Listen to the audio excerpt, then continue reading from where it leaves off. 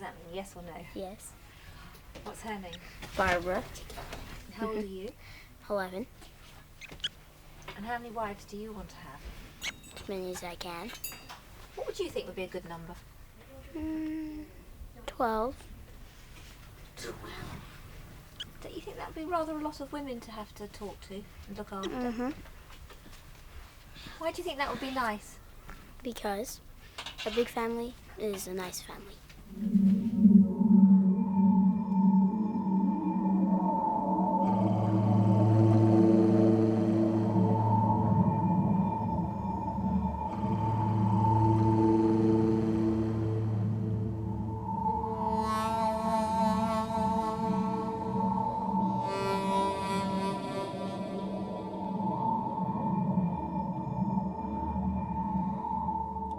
There are nearly 50,000 polygamists living illegally in the southwestern American state of Utah. This is the home of Tom Green and his 6 wives, Linda, Shirley, June, Leanne, Carrie, and Hannah. They have chosen to live in the desert 200 miles from Salt Lake City in order to freely practice their fundamentalist Mormon belief that the greater the number of wives and children one man can have, the more elevated his status will be in heaven.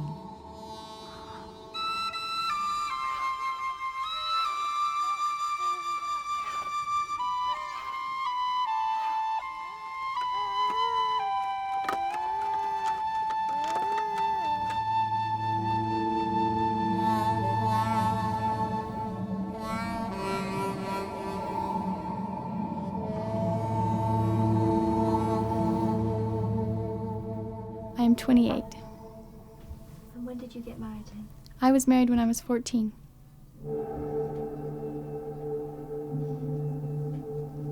Tom was 35.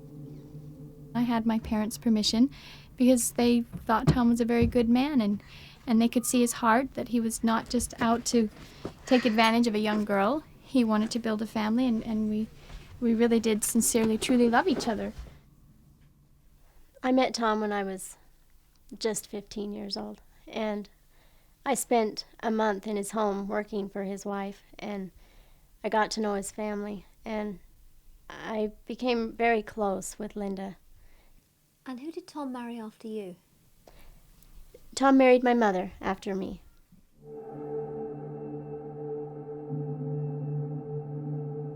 How did you meet Tom?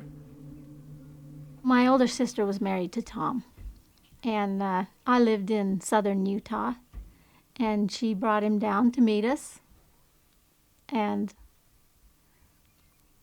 things just went from there. I thought that he was strange, because he was an outsider when he came. Maybe that's why I fell in love with him, because he was different. I don't know. I met Tom when my mother moved to Salt Lake and married Tom. So you were Tom's stepdaughter? Yes, I was. I didn't see him as a father figure for very long. I think I fell in love with him right away, and I have been married to him for 9 years now. He let me know that he was serious, and if I was serious, then I needed to let him know. And so I told him, yes, I want to marry you. I want to be your wife. From the time that we first kissed till the time we were married, it was about 2 days. So it went quite fast.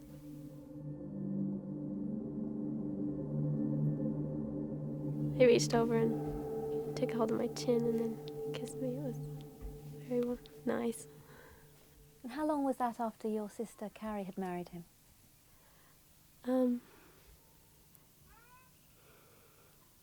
2 or 3 weeks. 2 or 3 weeks. And then after that, I guess the next thing that happened was they had a reception for Carrie and Tom, his family, and everybody got together, and a lot of my family came. And after the reception on the way back, Carrie wanted me to marry Tom too, and so she says, well, why don't you sit in the back seat with Hannah? Tom and I sit in the back seat. And we were sitting in the back seat, and it just came up. I was looking at his eyes, and I just loved his eyes, and I said, I want my children to have eyes like yours. And he says, I know how we can make that possible. Tom is 51 years old. His 3 eldest children from a previous marriage have left home. He now has 26 children aged 12 years and under living at Greenhaven.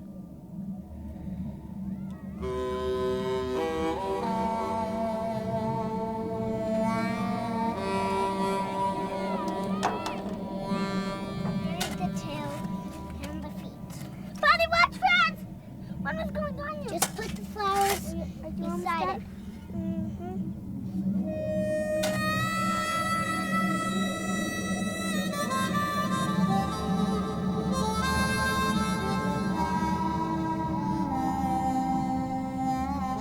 When I first saw this property, I hated it. It was ugly. It was dry and barren and brushy.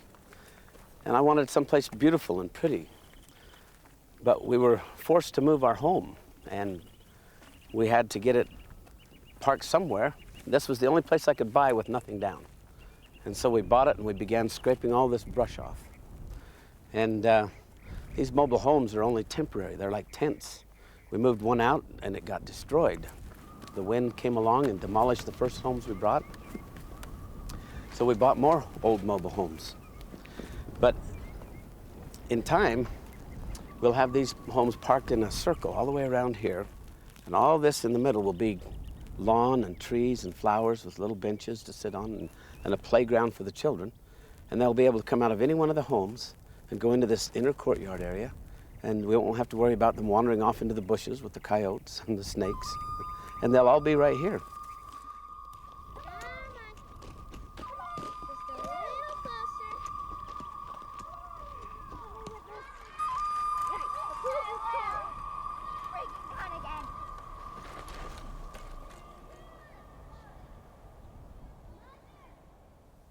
Tell us though why you choose to marry the wives so young. I've married the wives that I have because those are the wives that God brought to me and informed me that these are the girls that I should marry. These girls wanted to marry me and demonstrated their extremely rare quality of being capable of handling the responsibilities at such an early age. You know, a lot of people have criticized me soundly for marrying young girls, and I agree that there's hardly any girls of that age that are ready for marriage, but these girls were.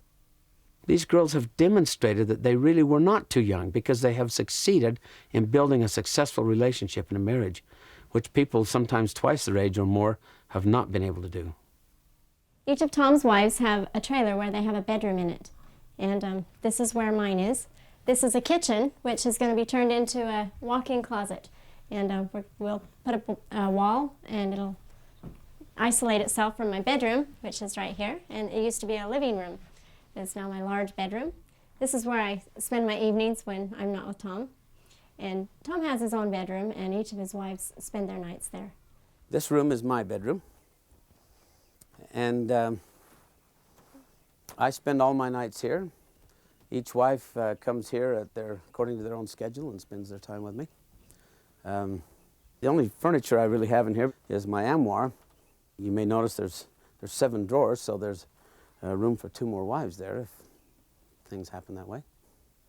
Do you ever feel promiscuous? Promiscuous? You mean with the wives that I have? No, I've entered into solemn covenants with the wives that I have. We've had, each wife has been married to me by a very special and sacred religious ceremony. And so I don't feel the least bit immoral or promiscuous in what I'm doing. My covenants and my bonds with each wife is just as sacred as it is among any person of any other faith.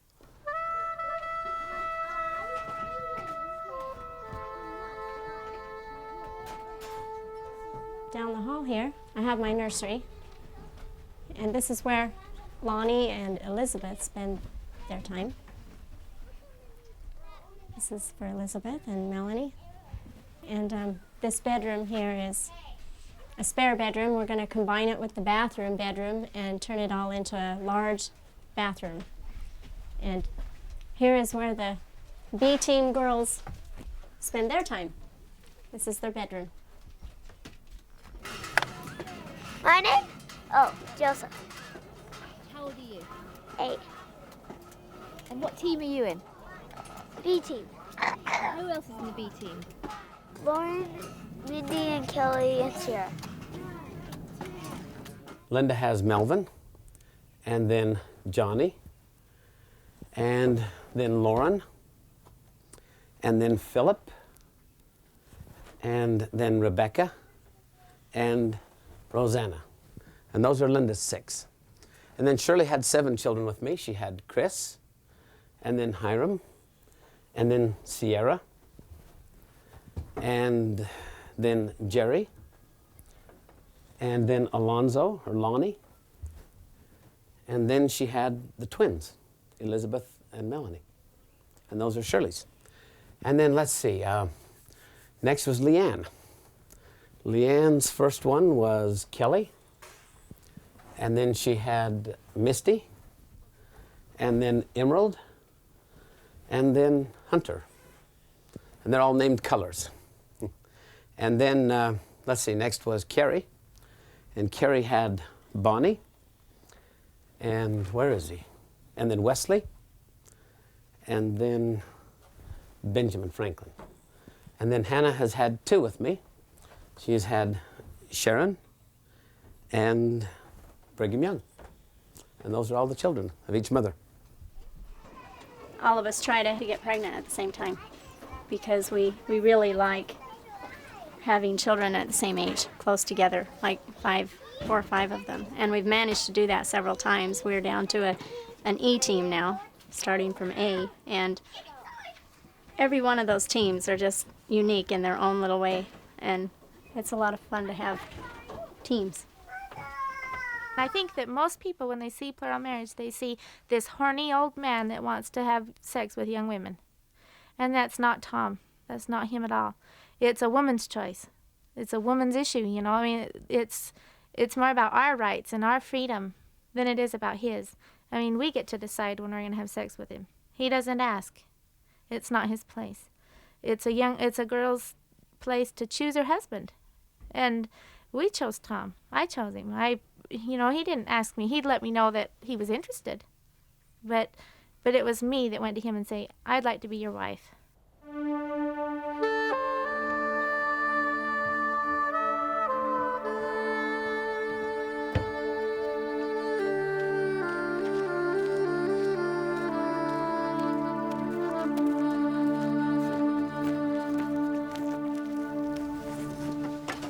you love him very much? I do. I love him very much. I am very madly in love. And my life would not be the same, and I would be a very lonely woman if I had to live without him. I wouldn't want to do that. But if I had to, I would. I hope that God never asked me to do that. Then I would be forced to find out how strong I really am. Do you mind sharing him? No, I don't mind sharing Tom. He's a very good man, and I would feel very selfish and very guilty if I had him all to myself, because he is very capable of loving other women and taking care of them and filling their needs, and he's a very good father, and I would feel very selfish limiting him to just me and my children. What? No, it'll be about 2 weeks. Okay, are you ready? Is everybody here? Yep. Hey, Hannah, sneak around and sit down over there. Carrie?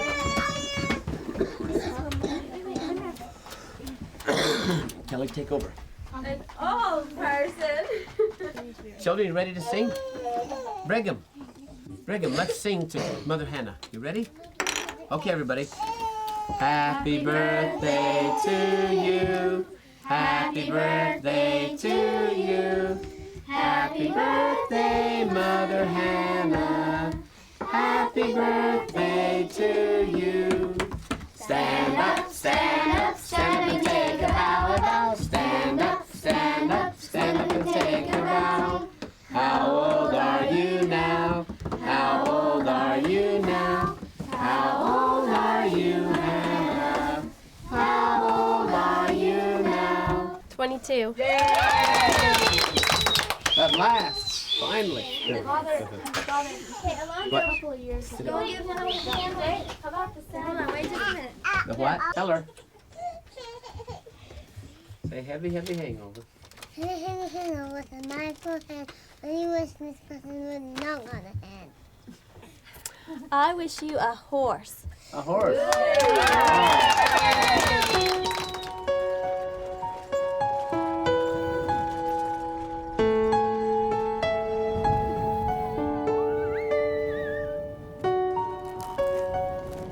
The Green family have barely £30,000 a year to feed, clothe and house all 33 of them. I wish you... What do I wish you? I wish you a dolly named Emerald.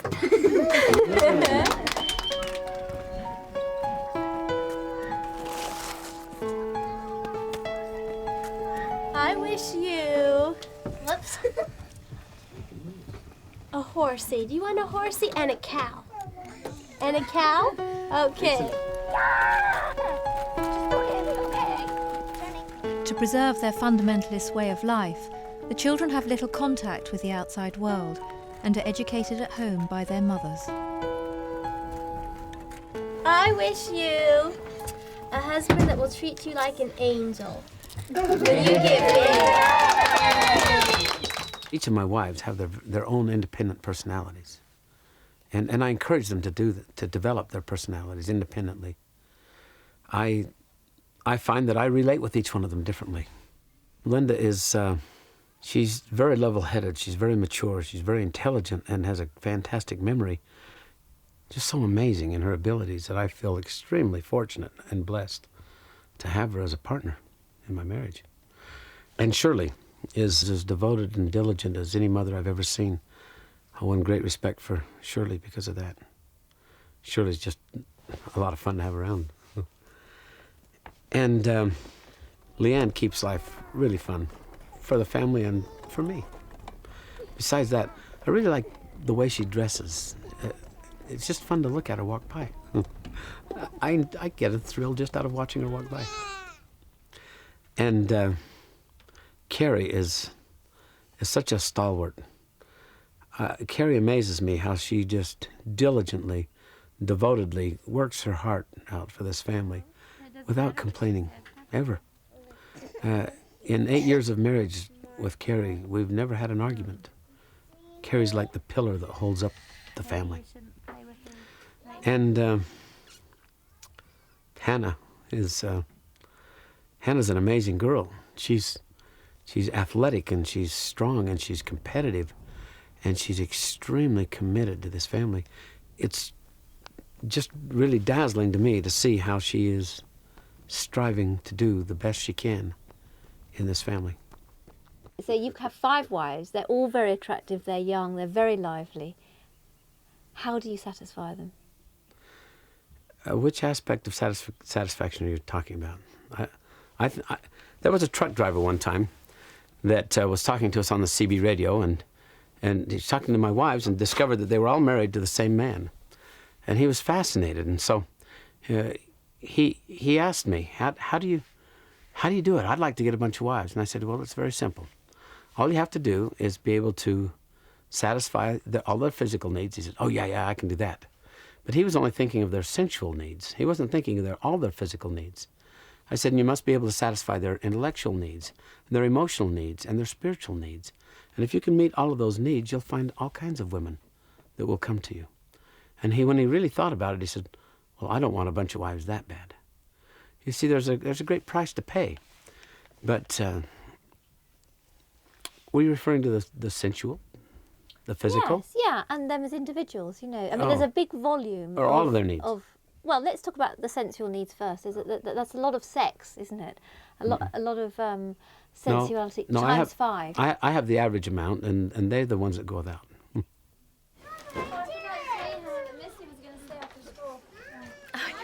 That's all right.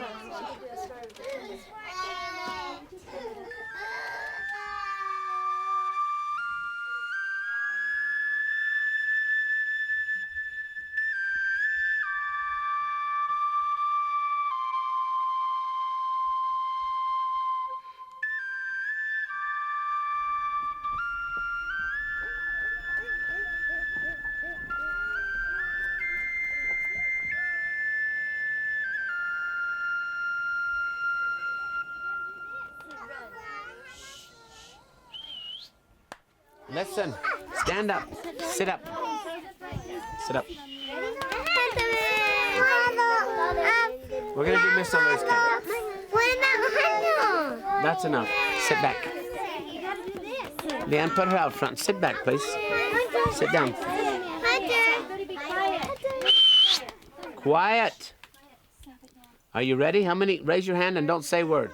If you want to go on the safari. Okay? Has Philip gone to sleep already? Yes. Philip went to sleep. Wesley, do you want to do the safari? Okay, everybody. Get your gun. Put your gun on your shoulder. Okay. Got your binoculars? Put those on. Now, open the door careful. Look outside. Is it all clear? No. Yep. All clear? Okay. Let's go down the path. Our nights are scheduled on a rotational basis. It's not up to Tom at all. It is left up to the wives. And we have all decided together that if it's just one right after another and in turn, then it would be a lot simpler to keep track of and also to help deal with, jealousy. And when it is our night with Tom, it is totally up to the woman to initiate whether or not she wants to be intimate with him or not. Through the tall grass. Quiet, Misty. Oh, here's a tall tree. Let's climb it real slow. Keep climbing. Don't climb it fast. What was Tom like on your wedding night? Of course, I have to say he was experienced.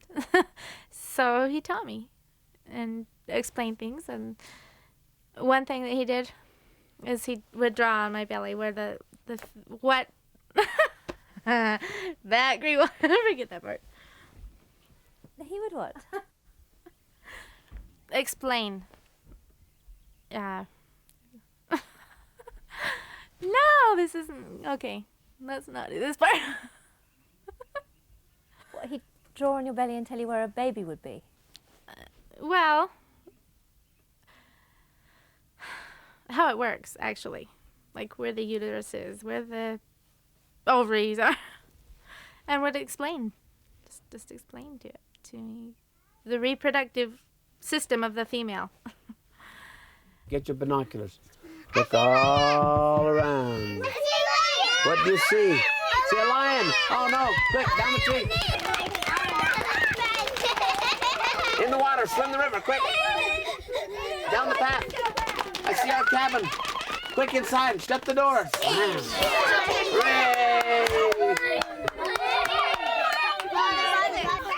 Is it unusual for a mother and daughter to be married to the same man? I've heard of a lot of them, but most people think it's wrong. I don't see anything wrong with it, really. It is kind of rare to have your mother marry your husband, but in some areas and regions it's not.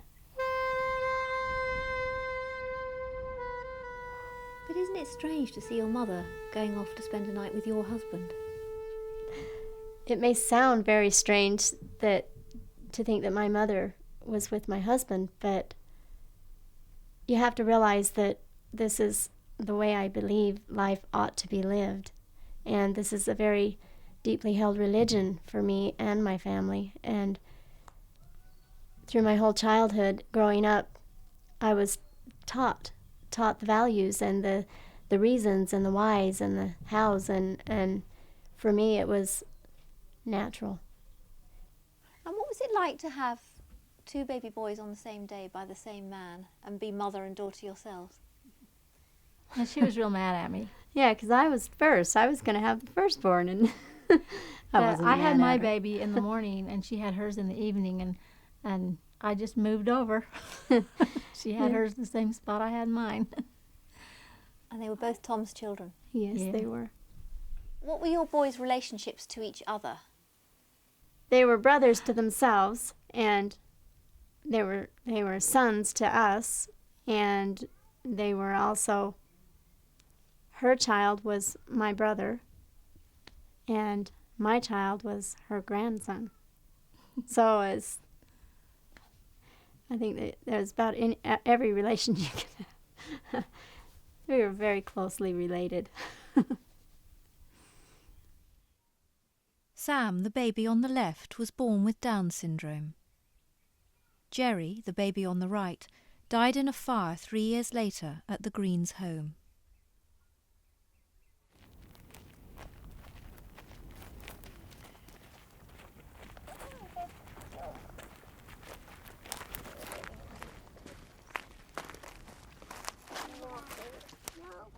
He's in heaven, not died. He's not in died. He's in heaven, not in died. A couple winters ago, our home burnt down, and Carrie and Linda managed to get all of the children out, and Jerry was the only one that they could not get out, and he burnt. He died in the fire, and we all miss him. The night of the fire, I had made plans to go to Salt Lake because I was a month prior to having my twins, and we weren't sure if they were going to come early. And we had made plans to go to town that night, and I had made a point to not say goodbye to my son because he gets so sad when I do.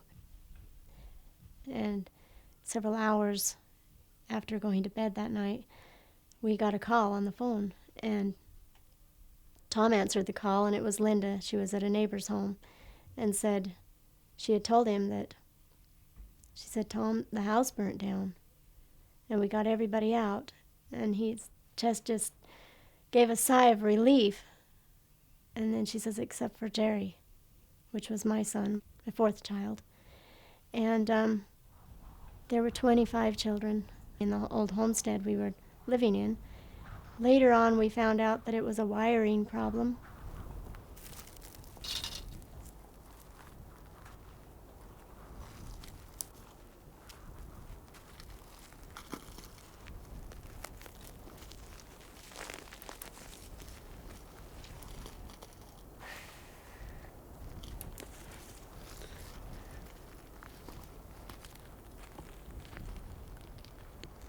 Well, Jerry died right here, and we used to put a board over it. But now my mother, the one who born Jerry, she has his body in a little container, and his body is ash now. But they did find a couple bones and stuff, so we had a funeral, and I just didn't like the fire. And Jerry died here. You come here often? No, not so often. We go to here more than his grave, though. But I go to his grave more often. Hardly anybody's gone to his grave. I gotta help bury him. I just didn't like it. When that fire occurred, the shock of knowing that my son did not get out, I just kept shouting no. I mean, in my heart. You know, when something happens that you just don't ever want to have happen, and you want to make it unhappen, but you can't, you know? And then I thought, but it's winter, the snow's deep, and we don't have any shelter. Where am I going to put all my children?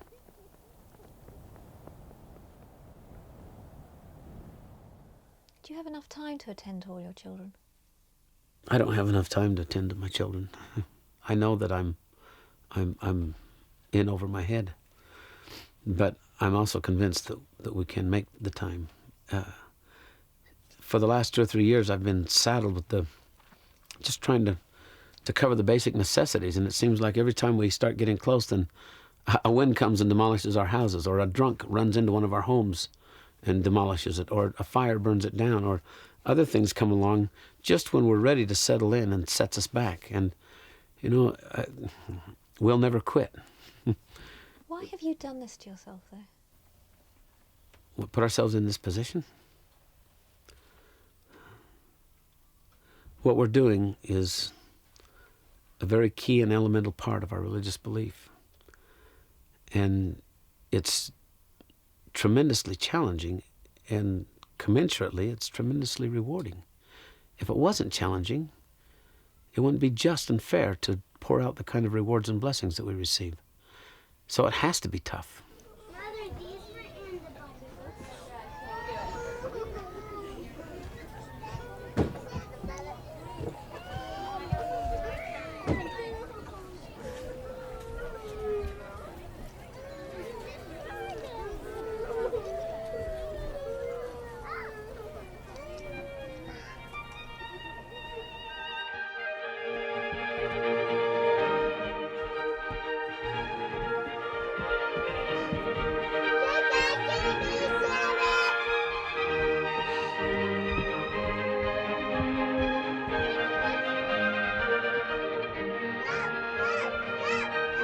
What's your dreams for this place? We'll have a great big grassy area for the children to play on, and a covered sand area where they won't get so sunburned, and a waterfall. And we'll have a skating rink, and in the wintertime it'll be an ice skating rink. We'll pour the ice over the cement, and there'll be a fireplace in the center, and it might be covered. And self-sufficient, everything we need to be self-sufficient. Granaries and cows for milk, and make our cheese and yogurt and butter, and horses to go explore everywhere with the different teams, take different teams at a time and go explore.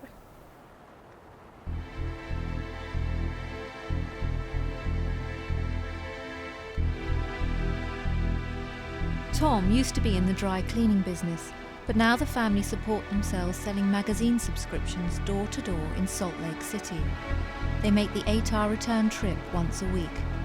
It's an erratic business, but Hannah and Leanne are often successful, especially when accompanied by a couple of children.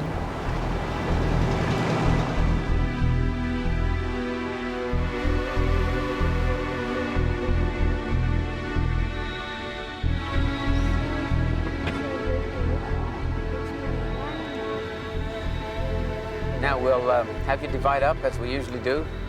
Work towards each other. I'll be working elsewhere.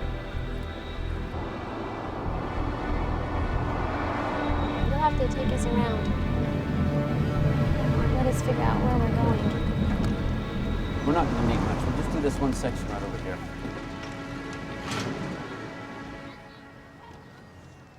Keep up to me.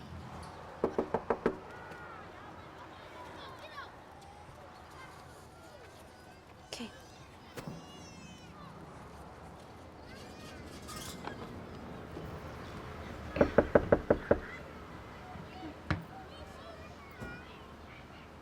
What it is the TV guide is setting up new service routes in the area, where they deliver the TV guide right to you through the mail each week. And as an incentive to get the route set up, they're offering what they call a $198 special. That is. Leanne and Hannah managed to sell only one subscription, earning another £80 for the family, enough to feed them for 3 more days.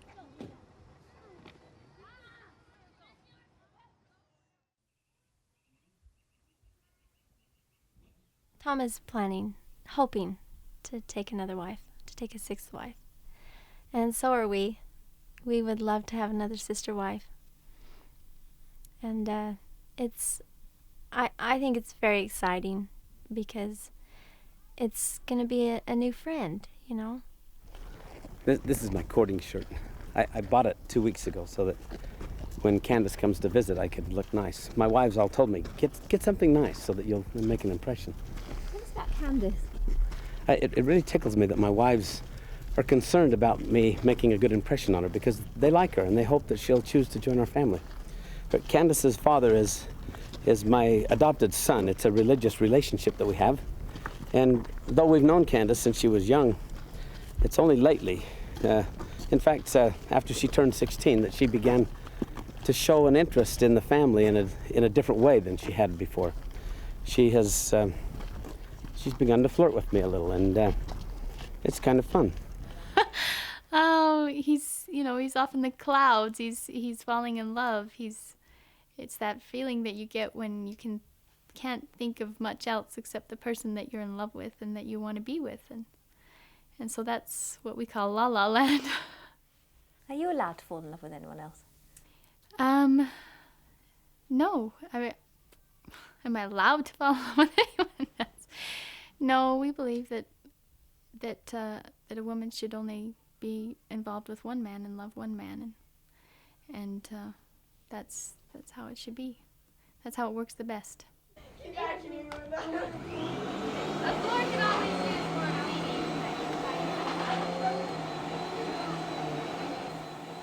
The Green family are preparing for Candace's visit.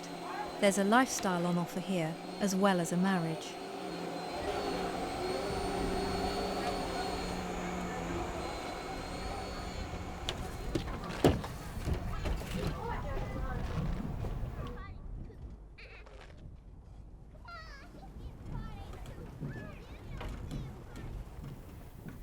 When a potential new wife is getting interested in our family, it works the best when she spends time with the wives and the children and gets to know us first, because, you know, that will be a big part of her life.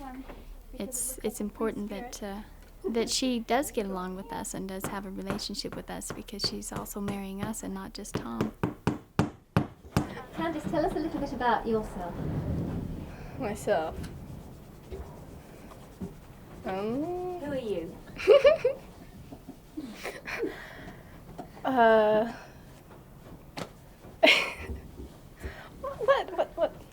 What do you want me to say? Well, tell us where you live, how many brothers and sisters you've got, how old you are. Okay. I'm Candace McKinley, and I live in Manti, that's central Utah, and I have 13 brothers and sisters, and I'm 16. When she's 17, then I would be able to take her as a wife without having serious problems with the law, even though this lifestyle is still illegal here in Utah. This girl's quite mature, quite capable, and she has a personality where she smiles all the time, and it's really fun to be around her. I guess if, say, Tom is falling in love with another woman, then I guess we're all going to have to deal with a sort of sense of jealousy watching him fall in love again. But at the same time, we are all involved in this new relationship. At the same time, when he is building a relationship, so are we. It just makes you feel good inside, knowing that he's falling in love again and that we're going to have an addition to our family, someone that's going to have more children and new relationships. It's exciting. Why aren't you jealous? Well, because it's what Tom wants. And what he wants is what I want. And I might get jealous. I don't know, I'll try not to, because I think it just caused me more sorrow and sadness than there needs to be. But I certainly will. You see, I think most of us would find it very hard to share somebody else. It's very painful to share someone else. And it's very interesting that you don't. So I want to know why you don't. Well, the reason I don't is because I love Tom, and I like his wives, and I want for them what's going to make them happy, and that makes me happy. So where's the hammer? I don't know. I set it down. Lauren, did you take the hammer? Oh, turkey? Lauren, give me the hammer, please. No, give me the hammer. Okay, it is. This is my son, Lauren. He's a practical joker. Now give me my hammer, quick. What do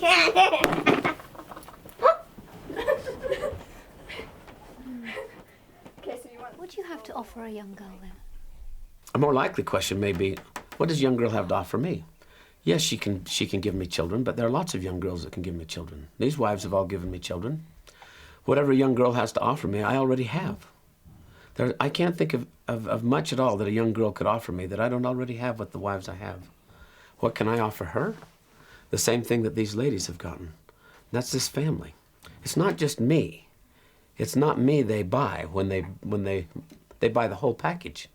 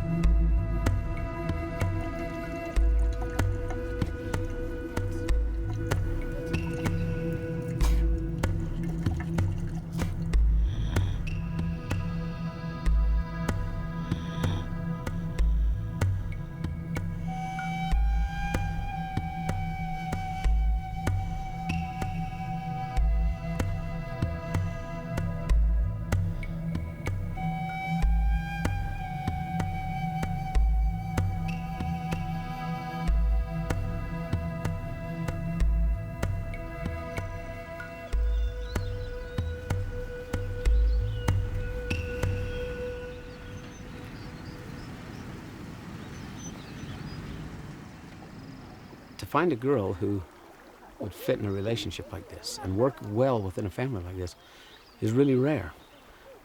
It has to be somebody who is secure in themselves. When I see a girl like that, I want to at least get some exposure of my family to her and vice versa, so that should the Lord decide to put feelings in her heart for us and put the idea in her mind that she could be part of this, then at least the opportunity will be there. Emmy? Emerald, you must stay up here on this side. Don't go down past those bushes or I can't see you.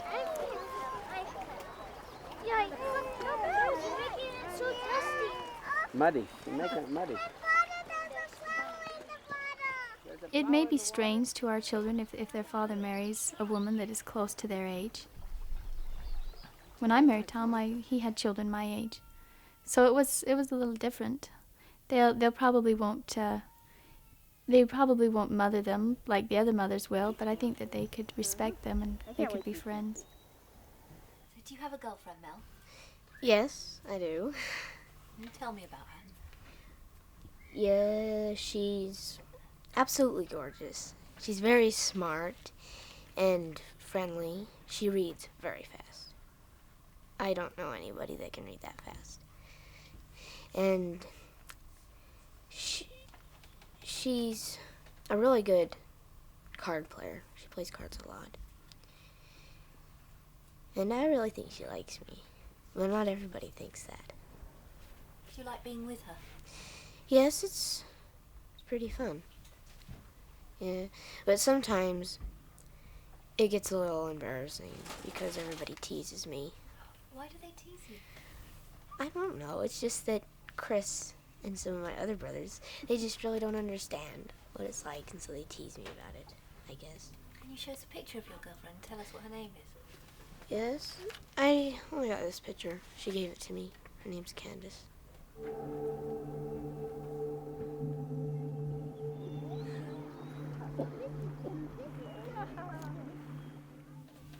Who gave you that picture? Her. She gave it to me. Does she like you? She has a picture of me. Right by her bed, too. Well, I think she likes me. She really expresses it. Do you worry that his heart will be broken? Yes, I'm concerned that it could be, but I think that if he loved her enough, that he would want her to do what she wanted and be happy.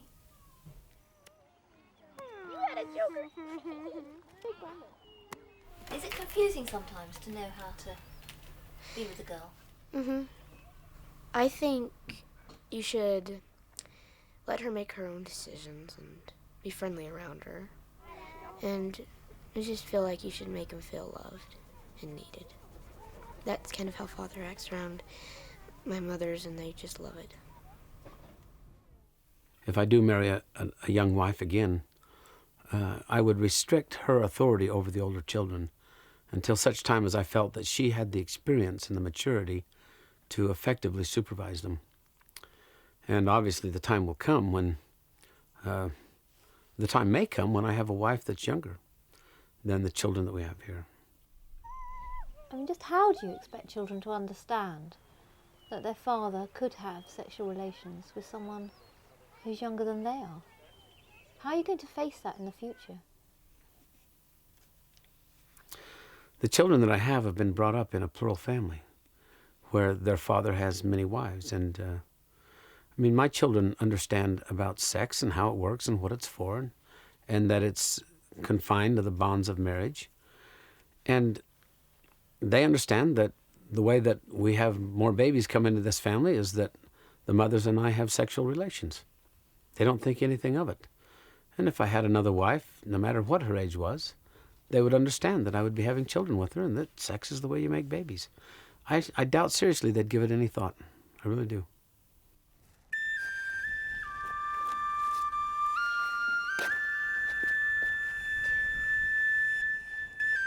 How do you deal with the sort of charge that could be levelled against you by perhaps a British audience that in Britain you'd be prosecuted for child abuse for marrying girls aged 14?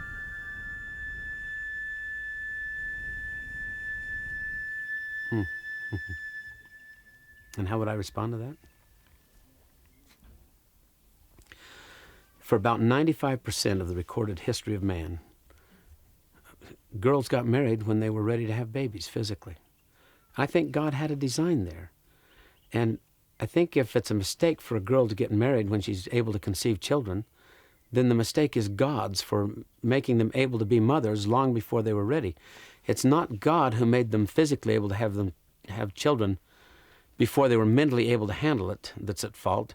It's our societies, our Western societies, that stopped preparing young men and women for the responsibilities of a family and began shifting that to preparing them to go to work in the workplace. In Utah, it is still illegal for a man to have sex with a woman who is not recognized to be his wife. The authorities do not acknowledge Mormon plural marriages as lawful. The police is coming after you. You're not going to get away with this. Yes, I Are you likely to be arrested?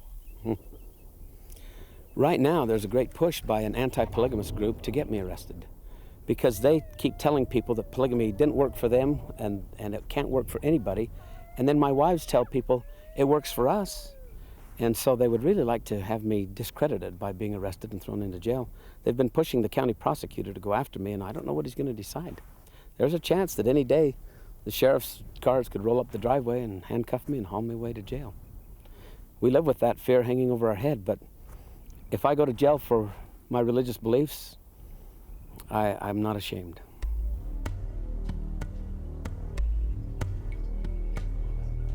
On July the 9th, 1999, Tom Green and his wives were ordered to appear in front of the county attorney. And there shall be no disputations among you. Tom is still waiting to hear if he will face trial. What are disputations? Does anybody know?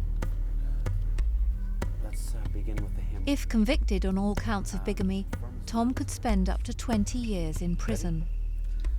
Firm as the mountains around us. Consequently, Tom has delayed any marriage plans with Candace.